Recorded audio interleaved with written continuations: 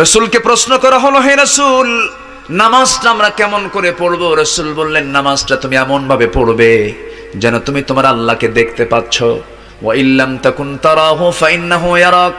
তুমি যদি তোমার আল্লাহকে না দেখতে পাও, আল্লাহ তোমাকে অবশ্যই দেখছেন। এমন করে তুমি নামাজটা পড়বে। হুকুমটা কার? আসতে বলবেন না কার? কিন্তু নামাজ পড়তে নিয়ে দুনিয়ার কথা যদি মনে হয়ে যায়, নামাজের মধ্যে গুরুত্ব থাকবে না। তবে হ্যাঁ, নামাজের মধ্যে দুনিয়ার কথা মাঝে মাঝে মনে হয়ে যায়। মন তো ছুটে চলে যায় বিভিন্ন দিকে। এই দুনিয়ার সংসার জীবন চালাতে গিয়া বিভিন্ন ওয়াসওয়াসা ভিতরে চলে আসে। সুজদাও দিয়েছেন কে? আল্লাহ দিয়েছেন। 2 রাকাত নামাজ হঠাৎ করে 3 রাকাত করে ফেলেছো, সূরা কেরাত ভুল করে ফেলেছো, নামাজের মধ্যে কোনো একটা কিছু বাদ পড়ে গেছে, কোনো সমস্যা নাই। ওয়াজিব ছুটে গেছে তোমার, শেষ বৈঠকে বসো, ডান দিকে তাশাহুদ পরে সালামটা ফেরে 2টা পেনাল্টি দিয়ে দাও, 2টা সিজদা দিয়ে দাও। আমি তোমার নামাজকে কবুল করে নেব। বান্দা ভেবো না তোমার ভুলটা আমি আল্লাহ রাব্বুল আলামিন মঞ্জুর করে ফেলবো। একটু তুমি সতর্ক হয়ে যাও, তবু নামাজ বাদ দিও না। নামাজটা কার হুকুম? আসতে বলবেন না কার হুকুম? আমার ভাইয়েরা, এই দুনিয়ার জিন্দেগিতে কোনো বান্দা দুনিয়ার কোন আইনকে লঙ্ঘন করলে তার জেল হয়ে যায়, তার ফাঁসি হয়ে যায়, তার সাজা হয়ে যায় 7 বছর, 10 বছর, 13 বছর ফাঁসি, কত কি হয়ে যায়। আল্লাহর এই দুনিয়াতে যত হুকুম আছে, সবচেয়ে বড় হুকুম হলো কার হুকুম? আসতে বলবেন না কার হুকুম? নামাজ হচ্ছে আল্লাহর হুকুম। ও বান্দা, নামাজ পড়বি, আমার সঙ্গে তোর সম্পর্ক হয়ে যাবে। নামাজ ছেড়ে দিবি, আমার সঙ্গে তোর কোনো সম্পর্ক থাকবে না। সবচেয়ে বড় হক, আল্লাহর হক হচ্ছে 5 ওয়াক্ত নামাজ।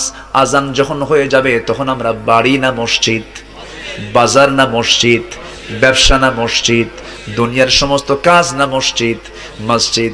আজান হয়ে গেল, হাইয়া আলাস সালাত, হাইয়া আলাল ফালাহ, কদ কামাতিস সালাহ, কদ কামাতিস সালাহ। যখন হুকুম হয়ে গেছে, যখন মসজিদের মিনার থেকে যখন আজানটা চলে এসেছে, ইমানদারের হৃদয়টা তখন ছটফট করে, আল্লাহ তোমার সঙ্গে আমি সাক্ষাৎ কখন করব, তোমার সঙ্গে আমি মোলাকাত কখন করব, তোমার সঙ্গে দিদার কখন আমি করব। আমার বন্ধুগণ, সাহাবীরা এমন নামাজ পড়েছেন যে নামাজে বান্দা সেই সাহাবীরা আল্লাহকে দেখতে পেয়েছেন। যেরকম সুবহানাল্লাহ। এমন নামাজ সাহাবীরা পড়েছেন, একজন সাহাবীর কথা মনে হয়ে গেল, আল্লাহ রাব্বুল আলামিন 5 শ্রেণীকে কবরে কোনো আযাব দিবেন না, কবরে কোনো প্রশ্ন করবেন না, তাদেরকে বিনা আযাবে বিনা প্রশ্নে তাদেরকে জান্নাত দিয়ে দিবেন। জোরে বলি সুবহানাল্লাহ। কয় শ্রেণী বলেন? আমরা আজকে একটা একটা করে শুনে যাব। জোরে বলি ইনশাআল্লাহ। আমার ভাইরা, তার মধ্যে একটা শ্রেণী হলো, সেই শ্রেণীর কথা আমি বলতেছি, আলোচনার মধ্যেই চলে আসবে। আমার নবীজি 2 জন সাহাবীকে সীমান্ত প্রহরায় নিয়োগ দিয়ে দিলেন। বললেন, ও সাহাবীরা, তোমরা এই রাষ্ট্রের সীমানা তোমরা পাহারা দেবে। 2 জন সাহাবী দায়িত্ব পালন করলেন। 2 জন সাহাবী দায়িত্ব পালনরত অবস্থায় একজন সাহাবী বলছেন, ভাই আব্বাদ, ঘুম চোখে পাচ্ছে, ঘুমে চলে গেলাম, তুমি একটু পাহারা দাও। হযরত আম্মার ঘুমের মধ্যে চলে গেছেন। হযরত আব্বাদ তিনি নামাজে দাঁড়ায় গেছেন। খামাখা দাঁড়ায় থেকে লাভ নাই, শত্রু তো দেখি না। ওযু বানায় নামাজে দাঁড়ালেন, তাহাজ্জুদ নামাজ পড়তেছেন। প্রথম রাকাত যখন সূরা কেরাত পড়তেছিলেন, লম্বা লম্বা সূরা, লম্বা লম্বা কেরাত, এমন সময় দূর থেকে শত্রুপক্ষ তাকে দেখে ফেলে একটা তীর মেরে দিয়েছে। সেই তীরটা নামাজরত সাহাবী আব্বাদের ডান পায়ে লাগলো। ডান পায়ে লেগে ফিঙ্কি দিয়ে রক্ত পড়া শুরু হয়ে গেল। নামাজ তিনি ছাড়তেছেন না।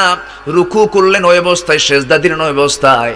2য় রাকাতে তিনি দাঁড়িয়ে গেলেন, আরেকটা তীর এসে তার বাম পায়ে লেগে গেল। সেখান থেকে দরদর করে রক্ত পড়া শুরু হয়ে গেছে। ঘুমন্ত সাহাবীর ঘুম ভেঙে যাওয়ার সঙ্গে সঙ্গে বলছেন, আব্বা তুমি কি করছো? শত্রু তোমাকে আক্রমণ করে বসেছে, তুমি কি লক্ষ্য করো নাই? সালাম, নামাজ তিনি ছাড়লেন না। ওই অবস্থায় তিনি রুকু সেজদা করলেন, তাশাহুদ পড়লেন, দোয়া পড়লেন বা সূরা পড়লেন, সালামটা শেষ করলেন। সালাম শেষ করে বলছেন, ভাই আমার যখন প্রথম তীরটা পায়ে লেগেছে, সেই সময় টের পেয়েছে শত্রু আমাকে আক্রমণ করে বসেছে। নামাজ কেন ছেড়ে দিচ্ছ না তুমি? শত্রুকে তোমার মোকাবেলা করতে হবে, নামাজ তোমার সুযোগ তুমি অন্য সময় পাবে। তিনি বলছেন, হে ভাই, এটা তো সঠিক মাসলা, ঠিক আছে, আমি নামাজ অন্য সময় পড়ার সুযোগ পেয়ে যাব, কিন্তু নামাজের মধ্যে আমি এমন মজা পাচ্ছিলাম যেন আমি আমার আল্লাহকে দেখতে পেতেছি। একটু আস্তে কোন সুবহানাল্লাহ, জোরে বলুন সুবহানাল্লাহ। আমি আমার আল্লাহকে দেখতে পাচ্ছি। ও আল্লাহ, তোমাকে বাদ দিয়ে আমি কেমন করে ছেড়ে দেই, শেষ করে দেই? তোমার সঙ্গে আমার তো কথা তো শেষ হয় নাই। নামাজ পড়া মানে কার সঙ্গে কথা বলা? আসতে বলবেন না, কার সাথে কথা বলা?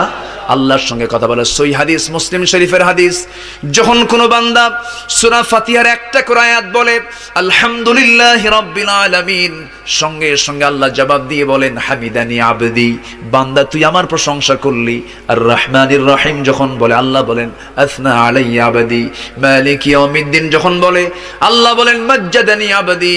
এরপরে যখন বলে ইয়াকা না'বুদু ওয়া ইয়াকা নাস্তাঈন পর্যন্ত যখন বলে আল্লাহ বলেন বান্দারে তুই আমার কাছে কি চাস, প্রাণ খুলে চা রে বান্দা।